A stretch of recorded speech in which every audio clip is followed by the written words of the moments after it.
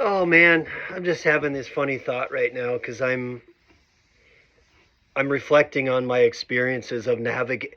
I'm reflecting on my experiences of really trying to stand up to or to communicate with or to work through problems with a gigantic insurance company and fully feeling and experiencing and noticing the effects of this thing that we call learned helplessness that I keep talking about, which is no matter how hard I try, no matter how articulate I am, no matter how professional I am, no matter how ethical I am, it doesn't matter. And I'm just having this not dumb, I'm having this observation, like a parallel thought of, you know, you always look at like a million wildebeest and you have like 10 lions and those 10 lions are chasing these wildebeest. And you always wonder, why don't the wildebeest just all turn around and face the lions at the same time? And it's nature. If you're that one wildebeest that decides to stand up to the lions, you're the one getting eaten because everyone else is running away. And that's my experience trying to stand up to a giant insurance company is like I see very clear, very obvious problems. I see very clear, very obvious injustice. I see very clear, very obvious ethical, just blatant ethical issues. I see corruption. I see selfishness. I see an entity that portrays themselves as this wonderful, caring, kind organization publicly, but behind the scenes, they absolutely do delay and deny and purposefully make it difficult to be successful or productive in that system. And when you justifiably try to stand up for yourself, when you justifiably try to set boundaries, when you're that one wildebeest or one of a few that stands out and says, this is wrong, this is not okay. Hey, your mission statement and your spoken mission is not in alignment with your behavior. And that's wrong. And that's exactly what I would do as a therapist working with someone that is dealing with a narcissistic spouse or a narcissistic parent or that lives in an abusive relationship. It's like you learn how to be more assertive, you learn how to set boundaries, you learn how to stand up for yourself, you learn how to speak clearly and calmly about what you're experiencing with those individuals.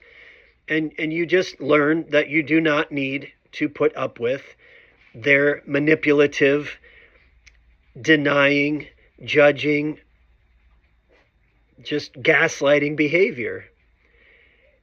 But I can absolutely see why people give up. I can see why people say, well, there's nothing we can do about it. This is just the way the system works. And I'm just not even guessing anymore. I'm very clear on the fact that we are living in systemic learned helplessness, where even people of higher classes and people who are very successful just implicitly don't even try to intervene in the systems that we participate in because they don't want to be that one wildebeest that sticks their neck out. And they just don't think that their voice will matter. And the collective pathology of that is really, truly how people behave as children when they grow up in abusive homes. Because if you're in that environment, you learn that it's dangerous to speak your mind. It's dangerous to set boundaries. It's dangerous to express your emotions in an abusive home or in abusive relationships. And so people tend to get depressed and shut down. That's what we call learned helplessness.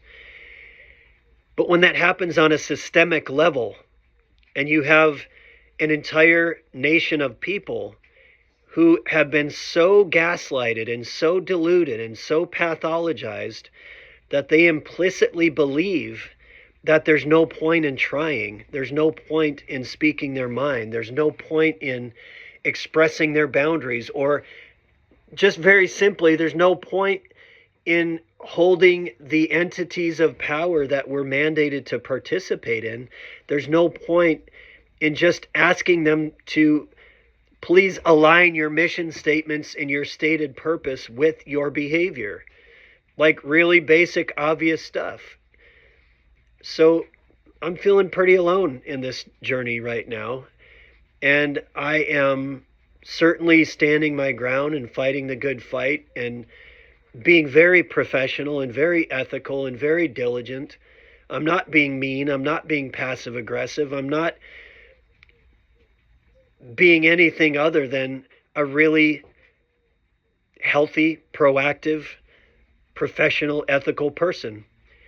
And I'm recognizing that that doesn't get you very far when you're dealing with a malignantly narcissistic system.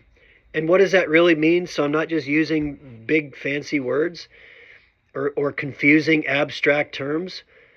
It means that you have these organizations that we are mandated to participate in and to really rely upon, like insurance companies or government. And they portray themselves, they sell themselves as, we are going to help you. We are here for you. We are here to serve you. There is no higher calling than to serve you. And they portray that publicly, but privately their behavior absolutely does not align with that. And when we try to stand up for ourselves, we are judged and punished or pathologized, and they play the victim.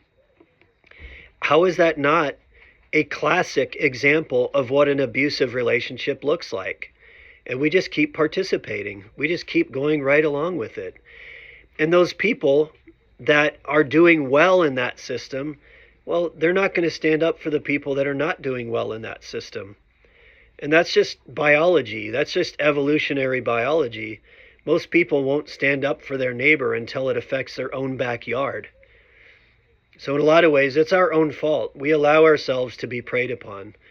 We allow the malignant narcissistic entities of our society to assume positions of power because that's what they seek. That's what they love. That's what they thrive in. And we just allow ourselves to be preyed upon. And I'm certainly experiencing the challenges of being one of those wildebeests that's willing to try to stand up to the lions, and you get gobbled up pretty quickly when you realize everyone else is running the opposite direction or just doesn't care. So, just a candid thought this morning.